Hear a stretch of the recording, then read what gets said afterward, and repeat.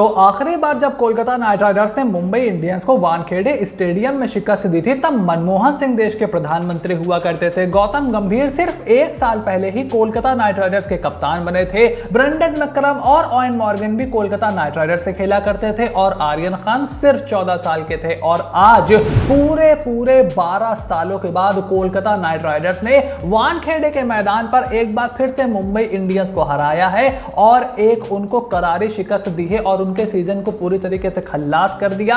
24 run से एक बड़ी जीत दर्ज करके पूरी तरीके से इतिहास रच दिया और गौतम गंभीर के बाद श्रेयस अय्यर वो कप्तान बने हैं जिन्होंने 12 सालों के बाद as a Kolkata Knight Riders captain Mumbai Indians को वानखेड़े के मैदान पर हराया है। यानी कि कई मायनों में कोलकाता नाइट राइडर्स के लिए यह बड़ी जीत है। अब देखो, प्रीव्यू में हमने बात की थी कि मिचेल स्टार्क 2 से ज्यादा विकेट ले सकते हैं, तो काफी सारे लोगों को वो बात हजम नहीं हुई और होनी भी नहीं चाहिए थी जिस तरीके से उनका फॉर्म चल रहा था। उसके अलावा हमने बताया था कि चेजिंग साइड के मैच जीतने के चांसेस ज्यादा हैं, वो तो खैर नहीं हुआ, लेकिन साथ ही साथ इस बारे में भी हमने बात की थी कि जो टीम पॉइंट्स टेबल में बिल्कुल नीचे नीचे मरिंदी हालत में चल रही है उससे आप टूर्नामेंट का मैच नहीं हारना चाहोगे। आप ऑलरेडी रॉयल चैलेंजर्स बैंगलोर को 2 में से 2 मैच हरा चुके हो और मुंबई इंडियंस को आप हरा करके अपने जो प्लेऑफ के ना सिर्फ टॉप 4 की क्वालिफिकेशन है बल्कि टॉप 2 का जो टिकट है उसको कंफर्म करना चाहोगे। और जब मैच की शुरुआत हुई थी, पावर प्ले में केकेआर के 4 विकेट गिर गए थे, तब ऐसा लग रहा था कि आज एक बार फिर से वानखेड़े के मैदान पर मुंबई का जलवा रहेगा। लेकिन उसके बाद एज एन इंपैक्ट प्लेयर पहली बार आईपीएल 2024 में हमें मनीष पांडे नजर आए और उन्होंने वेंकटेश अय्यर के साथ एक अच्छी साझेदारी की। हालांकि अंत में मेरा ऐसा मानना है कि रसल और रमनदीप के लिए ज्यादा गेंदें नहीं बची थी और उसके बाद अंत में जल्दी आउट होने की वजह से कम 15 रन कोलकाता नाइट राइडर्स को मैं शॉर्ट मान करके चल रहा था। मतलब मेरे हिसाब से 185 का टारगेट होना चाहिए था, लेकिन मुंबई इंडियंस का क्या है ना, उनका समय पूरी तरीके से खराब चल रहा है, जो हमने प्रीव्यू में बात की थी। और ऐसे समय पर क्या होता है, आप बहाने ढूंढ लेते हो हारने के। ठीक वैसा ही मुंबई इंडियंस ने किया।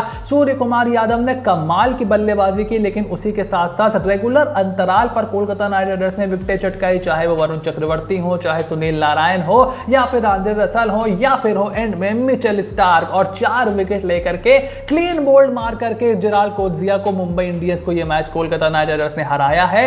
और अगर आप पॉइंट्स टेबल पर निगाह डालो तो पॉइंट्स टेबल में यहां पर कोलकाता नाइट राइडर्स नंबर 2 पर बनी हुई है। 14 अंक उनके हो गए हैं, +1 से ज्यादा उनका नेट रन रेट चल रहा है। यानी कि अब 4 मैचों में से मोस्ट लाइकली 1 मैच अगर वो जीत लेते हैं तो भी उनको क्वालिफाई हो जाना चाहिए, लेकिन सेफ्टी पर्पसेस से आपको 2 मैच जीतने होंगे। तो बाकी बचे 4 मैचेस में से अगर 2 मैच केकेआर जीत लेती है, उनके 18 अंक हो जाते हैं, तो उनको टॉप 2 से कोई हिला नहीं पाएगा। उसके बाद लखनऊ सुपर जायंट्स 4 मैच हार चुकी है, सनराइजर्स हैदराबाद 4 मैच हार चुकी है और चेन्नई सुपर किंग्स 5 मैच हार चुकी है। यानी कि एक ज्यादा मैच वो हारे हैं। And most likely LSG, SRH और सीएसके में से ही आपको बाकी की 2 टीमें प्लेऑफ में खेलती हुई दिखाई देंगी। और मोस्ट लाइकली इस समय लखनऊ सुपर जायंट्स और सनराइजर्स हैदराबाद, क्योंकि सीएसके से आगे चल रहे हैं, उनका पलड़ा थोड़ा सा भारी दिखाई दे रहा है। यानी कि 2022 के बाद एक बार फिर से ऐसा हो सकता है कि चेन्नई सुपर किंग्स और मुंबई इंडियंस, जो कि आईपीएल 2024 से पहले सभी की नजर में, इवन मेरी नजर में बहुत ही स्ट्रॉन्ग टीम मानी जा रही थी, वो आपको प्ले ऑफ खेलती हुई ना दिखाई दे। It is a very realistic possibility right now. और 2012 में जब कोलकाता नाइट राइडर्स ने मुंबई इंडियंस को हराया था, उस साल मुंबई प्लेऑफ में क्वालिफाई नहीं कर पाई थी और कोलकाता नाइट राइडर्स आईपीएल का चैंपियन बना था। उसके बाद 2014 में भी केकेआर ने मुंबई को उनके होम ग्राउंड में हराया था, लेकिन वो वानखेड़े स्टेडियम नहीं बल्कि यूएई के मैदान में उस समय आधा आईपीएल खेला गया था because of the general elections of 2014। वहां पर भी कोलकाता नाइट राइडर्स ने होम मैच में मुंबई इंडियंस को शिकस्त दी थी और मुंबई उस समय डिफेंडिंग चैंपियन थी। तो केकेआर और एमआई के बीच ही पहला मैच हुआ था और एक बार फिर से मुंबई इंडियंस को कोलकाता नाइट राइडर्स ने उनके घर में हराया है। तो क्या एक बार फिर से आखिरकार कोलकाता नाइट राइडर्स आईपीएल की चमचमाती ट्रॉफी पर अपना कब्जा जमाने वाली है? कहीं ये किस्मत का इशारा तो नहीं, ओनली टाइम कैन टेल। उसके अलावा चाहे पीबीकेएस हो, चाहे दिल्ली कैपिटल्स हो, गुजरात टाइटंस हो, इनका आउटसाइड चांस जरूर है। अगर ये अपने 4-4 मैच जीत लेते हैं, दिल्ली कैपिटल्स तो फिर भी 16 अंकों तक ही पहुंच पाएगी, लेकिन बाकी टीमें अगर अपने 4-4 मैचेस जीतती हैं तो वो भी 16 अंकों तक ही मोस्ट लाइकली पहुंच सकते हैं। तो बहुत ही मुश्किल है बाकी टीमों के लिए क्वालिफाई करना। डीसी पीबीकेएस और जीटी के लिए। और Mumbai Indians royal Challengers Bangalore का सीजन अब खत्म हो चुका है, वहां पर अब अपनी नजरें गड़ा करके कोई फायदा नहीं होने वाला है। एंड डीसी पीबीकेएस और जीटी के चांसेस भी मुझे बहुत ज्यादा कम लग रहे हैं। बट मुंबई इंडियंस जिनको सीजन शुरू होने से पहले काफी ज्यादा कंट्रोवर्सी का सामना करना पड़ा, उनके लिए तो सीजन ये खत्म हो ही चुका है। और दूसरी बड़ी टीम 5 बार की IPL champion, defending champion Chennai super Kings के लिए भी चीजें आसान नहीं दिखाई दे रही हैं, because Deepak Chahar is unlikely to participate in the IPL 2024 anymore. और ऐसा खुद सीएसके के सीईओ काशी विश्वनाथ साहब का मानना है कि देखिए अभी पूरी तरीके से उन्होंने कहा है कि मैं दीपक चाहर को बाहर नहीं मानूंगा, लेकिन वो बहुत ही ज्यादा डाउटफुल है। और आप यही मान करके चलो कि उनका सीजन खत्म हो गया, यानी कि 2022 उन्होंने नहीं खेला, 2023 उन्होंने पूरा नहीं खेला और 2024 भी वो आपके लिए पूरा नहीं खेल पाएंगे। तो 14 करोड़ का इन्वेस्टमेंट किया था चेन्नई सुपर किंग्स ने उनमें, but it looks really unlikely कि ऐसा हो कि वो अब इस आईपीएल में हमें खेलते हुए दिखाई दें। मुस्तफिजुर रहमान ऑलरेडी वापस जा चुके हैं, डेवॉन कॉनवे पहले से ही बाहर हो चुके हैं, पाथिराना वापस जरूर आ गए हैं, लेकिन वो कितना खेलेंगे उस पर सस्पेंस बना हुआ है। तुषार देशपांडे भी फ्लू से फैले हुए हैं। तो अब आखिरकार ऐसा देखने में लगता है कि राजवर्धन हंगरगेकर, जिनको मैं पहले दिन से चिल्ला के कह रहा हूं कि सीएसके को खिलाना चाहिए, उनको यहां पर हम खेलते हुए देखेंगे या नहीं ये तो वक्त ही बताएगा। बट फिलहाल दीपक चाहर का आईपीएल 2024 का सफर खत्म हो गया है ऐसा मालूम होता है।